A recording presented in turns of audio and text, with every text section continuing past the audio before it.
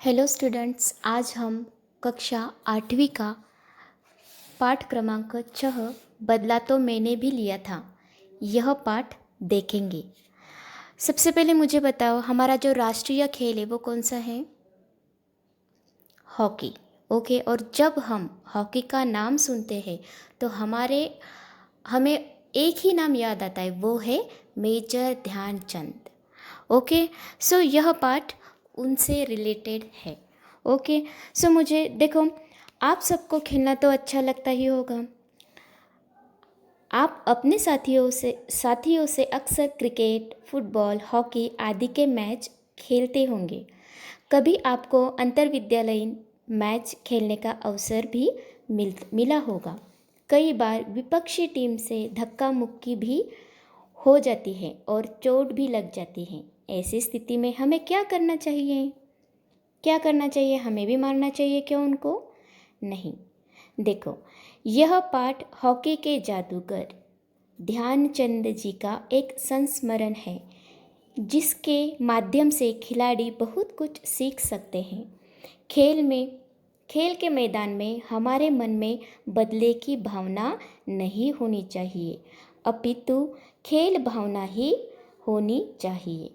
इस पाठ में स्वतंत्रता से पहले ओलंपिक खेलों में स्वर्ण पदक जीतकर अपने देश का गौरव बढ़ाने वाली भारतीय टीम की मनोदशा का सुंदर चित्रण किया गया है। चलो अब हम स्टार्ट करते हैं। हॉकी के जादूगर कहे जाने वाले ध्यानचंद का जन्म इलाहाबाद, उत्तर प्रदेश में 29 अगस्त 1905 को हुआ। पिता समेश्वर दत्त सिंह सेना में नौकरी करते थे। उनके लगातार होने वाले तबादलों के कारण ध्यानचंद की विधिवत शिक्षा कक्षा 6 से आगे न हो सकी। उनके जो पिताजी थे समेश्वर दत्त सिंह, वो सेना में नौकरी करने के कारण उनका तबादला होता रहता था। तबादला मतलब बदली, ट्रांसफ़र। तो उसके कारण उनका जो कक्षा 6 के बाद, छठी के बाद उनका मतलब 6 के बाद क्या हुआ, उनका रेगुलर जो एजुकेशन है वो हो नहीं पाया। उसके बाद वर्ष 1922 में 17 साल की आयु में इन्होंने भी सेना में नौकरी कर ली। सेना में जाने तक ध्यानचंद का हॉकी की खेल की ओर कोई रुझान नहीं था। उनको मतलब हॉकी में कोई इंटरेस्ट नहीं था। ओके, मतलब कोई रुचि नहीं थी उनको। शुरू में ये सेना की रेजिमेंटों के बीच खेले जाने वालों मैचों में भाग लेते थे। सूबेदार मेजर बाले तिवारी ने इन्हें ऐसे ही किसी मैच में खेलते देखकर इनकी प्रतिभा को पहचाना। उन्हीं की प्रेरणा से ध्यानचंद ने इस खेल में रुचि लेना आरंभ किया। भारतीय सेना की हॉकी टीम न्यूजीलैंड खेलने जा रही थी।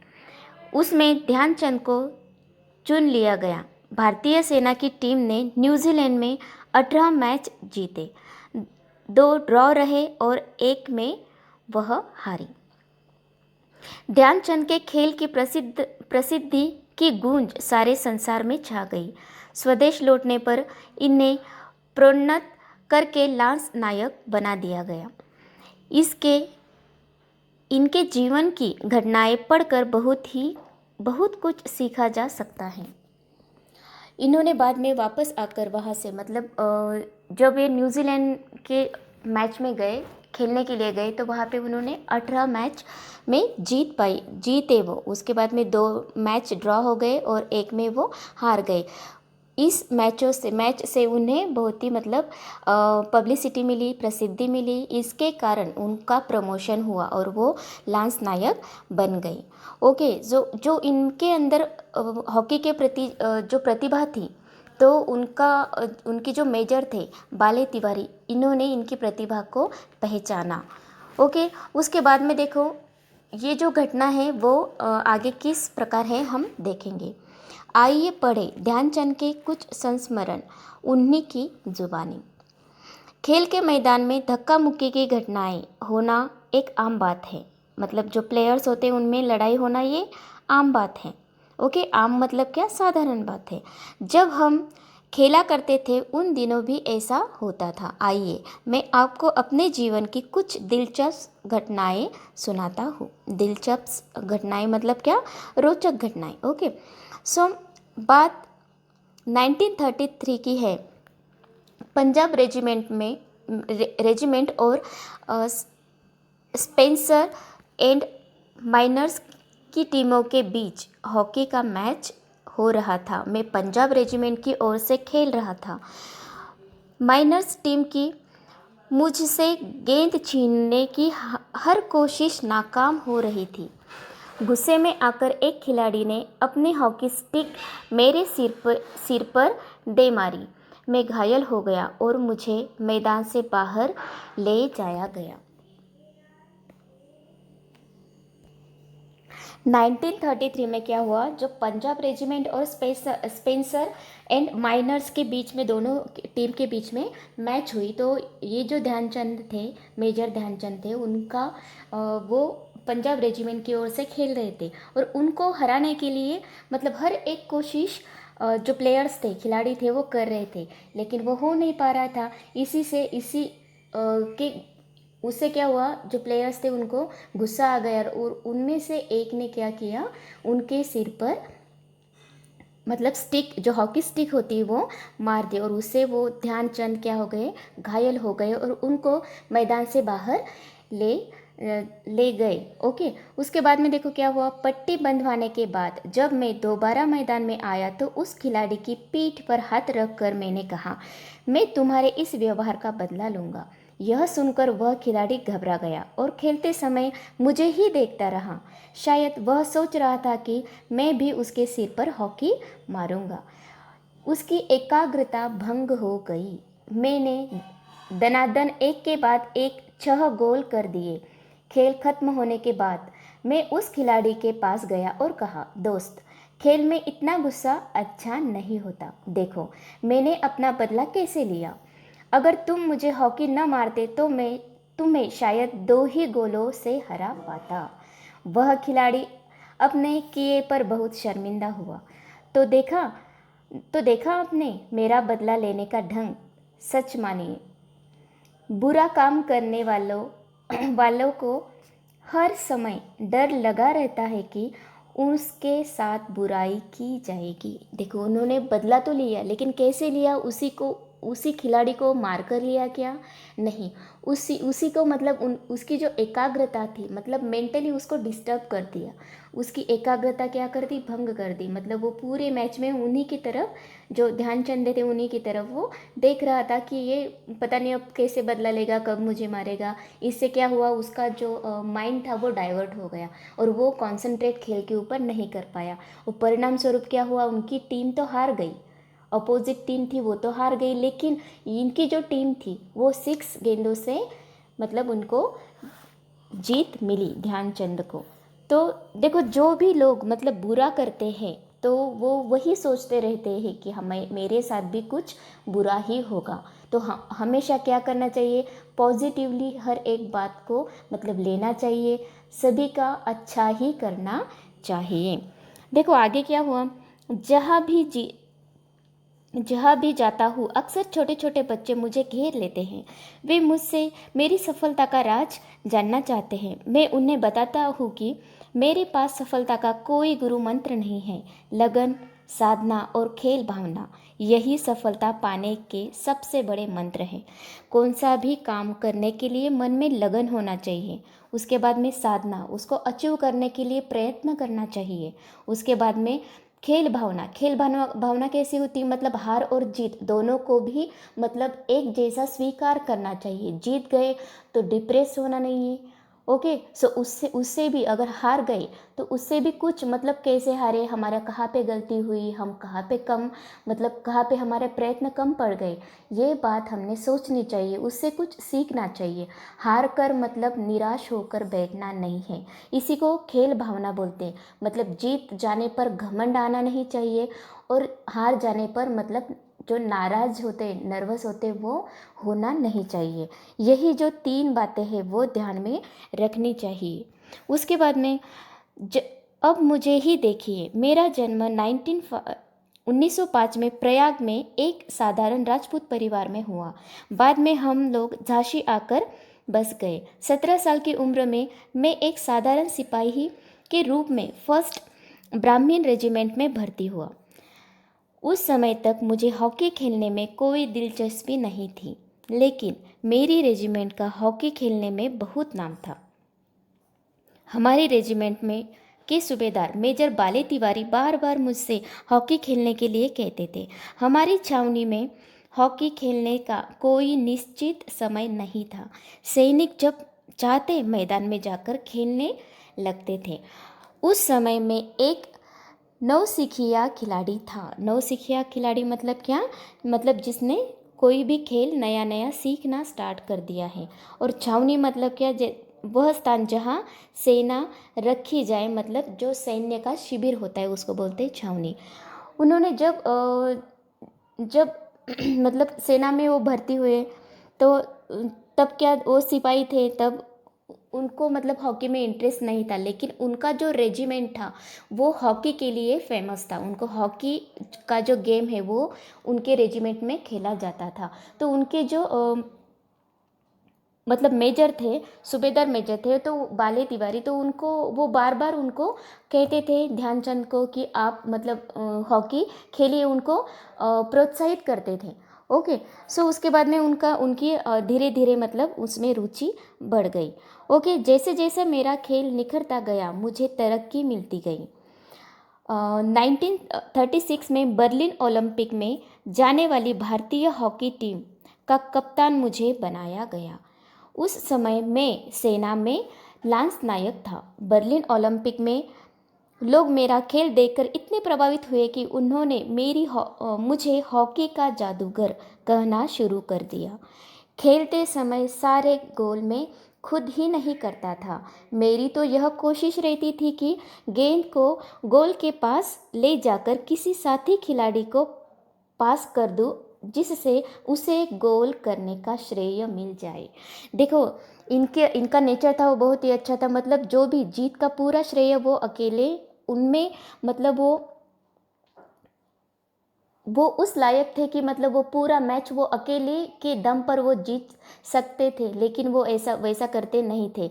वो मतलब उनको पब्लिसिटी बहुत अच्छी नहीं लगती थी, वो दूसरों को भी चांस देते थे। ओके। सो मतलब अकेले जो श्रेय लेना नहीं चाहते थे, वो दूसरों को भी मतलब चांस देते थे। उसके बाद में देखो, अपनी इस खेल भावना से मैंने जर्मनी के तानाशाह हिटलर का दिल जीत लिया था। लोग कहते हैं तानाशाह मतलब क्या? स्वेच्छाचारी शासक, मतलब वो दूसरों पर हुकूमत करते थे। ओके। लोग, आपने तो हिटलर का नाम सुना ही होगा। ओके। जर्मनी के वो बहुत मतलब एक तानाशाह थे। ओके। सो वो लोगों को मतलब बहुत एक छल करते थे। ओके।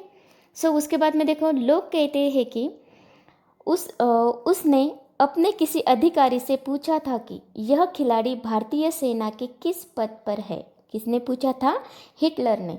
जब उसे पता चला कि मैं लांस नायक हूँ, तो उसने अपने उसी अधिकारी से कहा कि इससे कहो जर्मनी आ जाए, मैं इसे मार्शल बना दूंगा। मार्शल मतलब इससे भी एक बड़ा पद होता है सेना का। ओके। सो उन्होंने हिटलर ने ध्यानचंद को ऑफर दिया, अगर ध्यानचंद जर्मनी में आकर बसे तो उनको सेना का जो उच्च पद होता है मार्शल, तो उनको वो पद मिलेगा। और मतलब उनका प्रयास था, हिटलर का प्रयास था कि उनके देश को एक अच्छा प्लेयर मिले। ओके। तो उसके बाद में देखो, वो अच्छे प्लेयर ही नहीं थे, उनके मन में मतलब देश भावना बहुत कूट कर भरी हुई थी। ओके। बर्लिन ओलंपिक में हमें स्वर्ण पदक तो मिला ही, हिटलर ने अपनी ओर से भी मुझे एक पदक दिया था। किसी खिलाड़ी के लिए इससे बड़ा गौरव और क्या हो सकता है। मैं खेलते समय सदा इस बात का ध्यान रखता था कि अपने देश के लिए खेल रहा हूँ, और हार या जीत मेरी नहीं बल्कि मेरे देश की है। मतलब जब खेलते वो जो खेलते थे तब उनकी जीत नहीं थी या फिर उनकी हार नहीं हो रही थी। मतलब जो भी खेलते समय उनके मन में यही एक मतलब मन में ठान लिया था कि नहीं, मैं मेरे देश के लिए खेल रहा हूँ। अगर हारना मतलब जीतना है तो देश के लिए ही जीतना है। ओके, उसके बाद में मैं आपको एक संस्मरण और सुनाना चाहूँगा। 15 अगस्त 1936 का दिन मेरे लिए स्मरणीय है। स्मरणीय मतलब क्या? जैसे यादगार, याद रखने योग्य। सुबह सुबह हम लोग ड्रेसिंग रूम में एकत्र हुए। अभ्यास मैच की पराजय से हर एक के दिल में दहशत बनी हुई थी और हर किसी के चेहरे पर एक विचित्र प्रकार का भय था। दहशत मतलब क्या? डर था। और अभ्यास मैच मतलब जो पहले प्रैक्टिस मैच होती है ना, वो तो प्रैक्टिस मैच में वो उनकी टीम हार गई थी, इसलिए जब पूरे जो खिलाड़ी थे वो बहुत भयभीत हो गए थे। ओके, इस मैच के परिणाम के बारे में सभी विचलित थे। विचलित मतलब क्या? व्याकुल थे, अस्थिर थे। फाइनल मैच वैसे तो 14 अगस्त को खेला जाना था, लेकिन उस दिन इतनी वर्षा हुई कि मैदान में पानी भर गया। तय हुआ कि फाइनल मैच 15 अगस्त को सुबह खेला जाएगा। अभ्यास मैच में जर्मनी द्वारा 1-4 से पराजय की कटु स्मृति के साथ ही भीगे मैदान की प्रतिकूल परिस्थिति से अन्य भारतीय खिलाड़ियों के साथ ही मैं भी निराश हो गया था।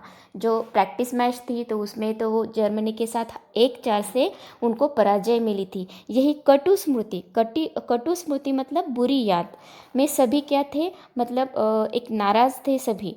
ओके, प्रतिकूल मतलब विपरीत। ओके, सो हमारी टीम के मैनेजर पंकज गुप्ता भी बहुत चिंतित थे। उनके जो मैनेजर थे वो पंकज गुप्ता, वो भी बहुत चिंतित थे, मतलब परेशान थे। 15 अगस्त की सुबह ड्रेसिंग रूम में आकर उन्होंने भारतीय खिलाड़ियों के सामने तिरंगा झंडा रख दिया, मानो कह रहे हो इस झंडे की लाज तुम्हारे हाथ में है।